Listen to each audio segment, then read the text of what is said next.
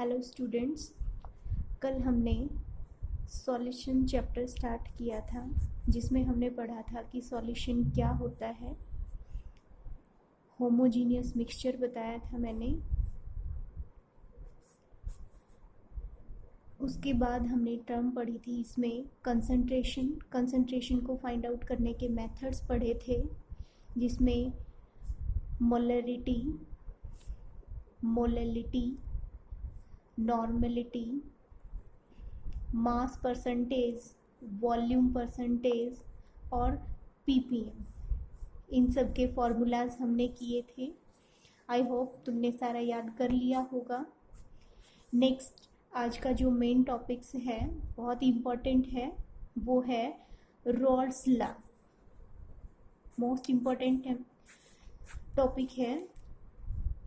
इसमें ये topic start करने से पहले हम कुछ इसमें टॉपिक्स हैं उनके बारे में हमें पता होना चाहिए, जैसे कि वेपर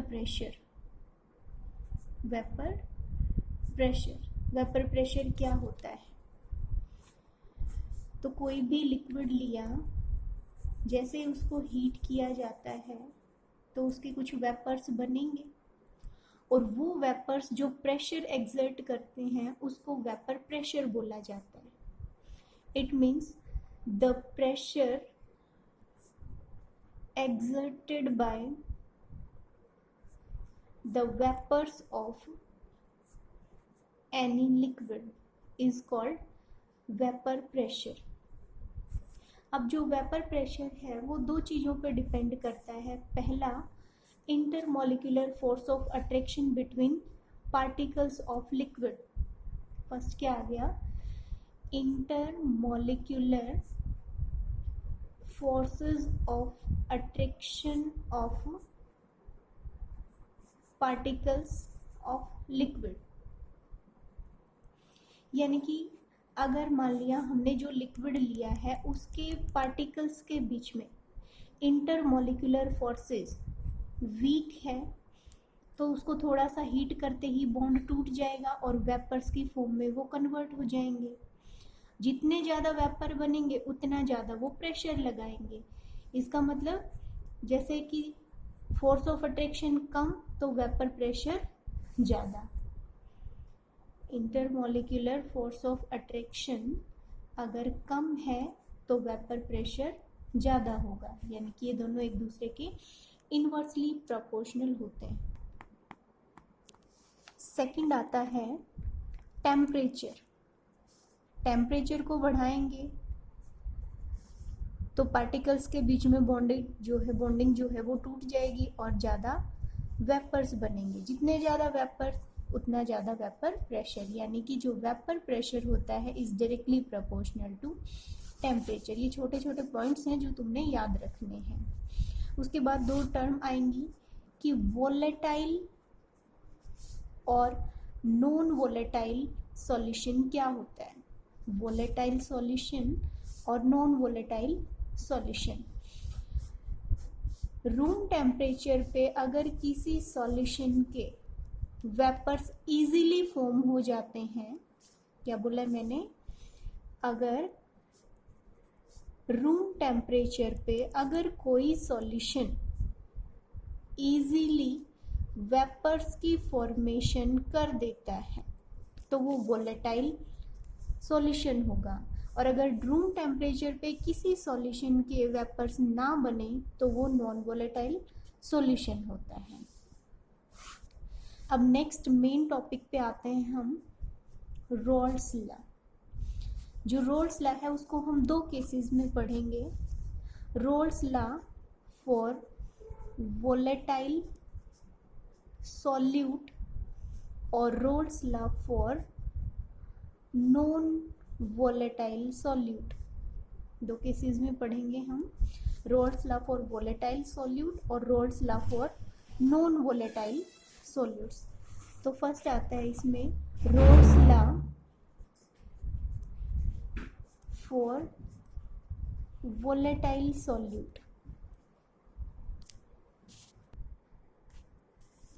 तो फर्स्ट केस आता है अपना Raoult's law for volatile solute.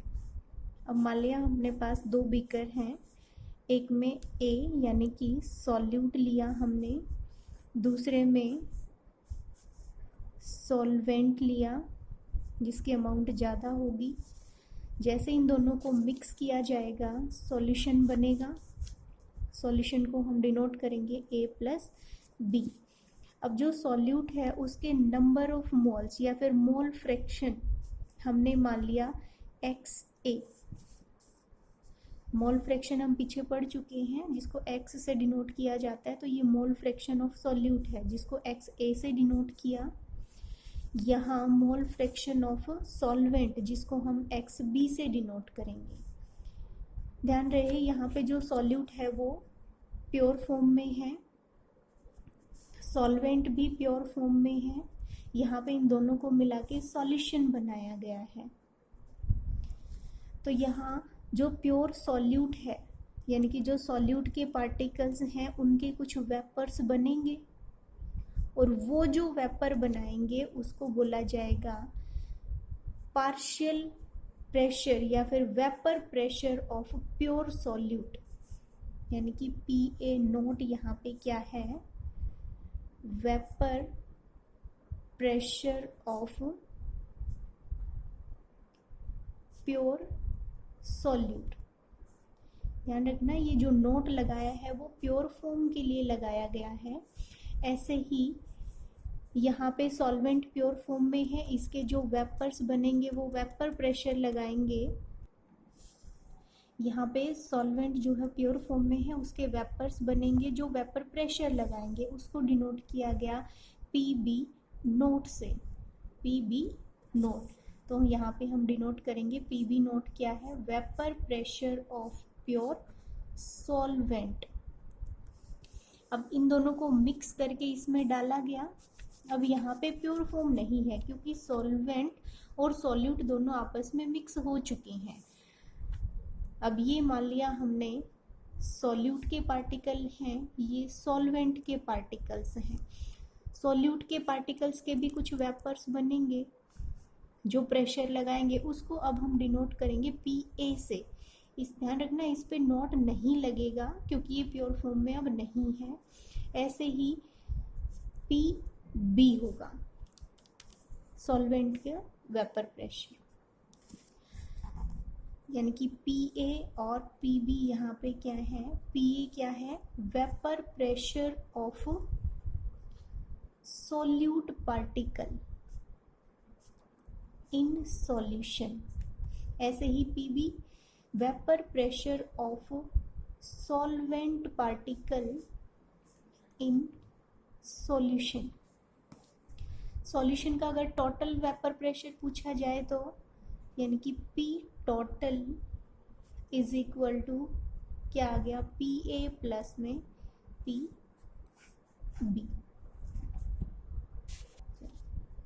तो यहाँ से PA जो है वो इज इक्वल टू होगा यानी कि vapour pressure of solute in solvent is equal to PA naught multiply XA।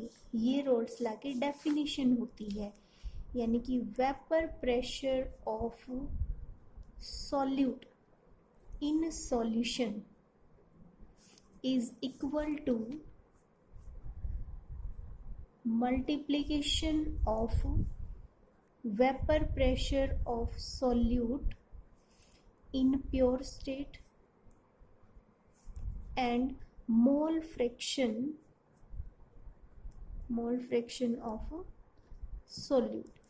ये रोल्स लॉ की डेफिनेशन है। अगर 1 मार्क्स में आता है तो हमें ये लिख के आना पड़ेगा कि vapour pressure of any component, वो सॉल्यूट भी हो सकता है सॉल्वेंट भी हो सकता है, वेपर प्रेशर ऑफ सॉल्यूट और solvent in solution is equal to the multiplication of vapour pressure of that component in pure state and mole fraction of that component. तो यहाँ से PA is equal to PA naught XA, PB is equal to PB naught XB। इसको equation first मान लेंगे, इसको equation second मान लेंगे। अब हमने यहाँ पे देखा है P total is equal to क्या है, P A plus P B. तो यहाँ से हम लिखेंगे P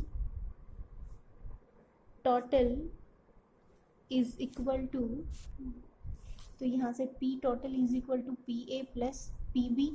P total P A की जगह पे हमने लिखा है P A naught X A, P B की जगह P B naught X B. उसके बाद यहाँ पे हम पहले ही पढ़ चुके हैं X A plus X B is equal to क्या होता है 1। तो यहाँ से किसी भी एक की वैल्यू निकाल सकते हैं। मान लिया हमने एक्स ए की वैल्यू निकाली, X A is equal to क्या आ गया 1 माइनस एक्स बी। तो जो एक्स ए की वैल्यू है वो हम यहाँ पे पुट कर सकते हैं। तो यहाँ हमने एक्स ए की वैल्यू क्या रख दिया 1 माइनस एक्स बी। अब नेक्स्ट देखो P total is equal to, इसके साथ अंदर मल्टीप्लाई करेंगे P A naught minus P A naught X B plus P B naught X B. यहाँ इन दोनों में से एक्स बी कॉमन आ रहा है, तो P total is equal to P A naught, यहाँ से एक्स बी कॉमन आ गया, यहाँ पे क्या बचा P A naught minus P B naught. ये मेन है। लास्ट में हमने क्या लिखना है कि जो टोटल वेपर प्रेशर होता है सॉल्यूशन का वो सिर्फ एक के मोल फ्रैक्शन पे डिपेंड करता है, वो चाहे एक्स ए है या फिर एक्स बी है। तो यहाँ पे अपना ख़त्म हो गया है roles law for volatile solute.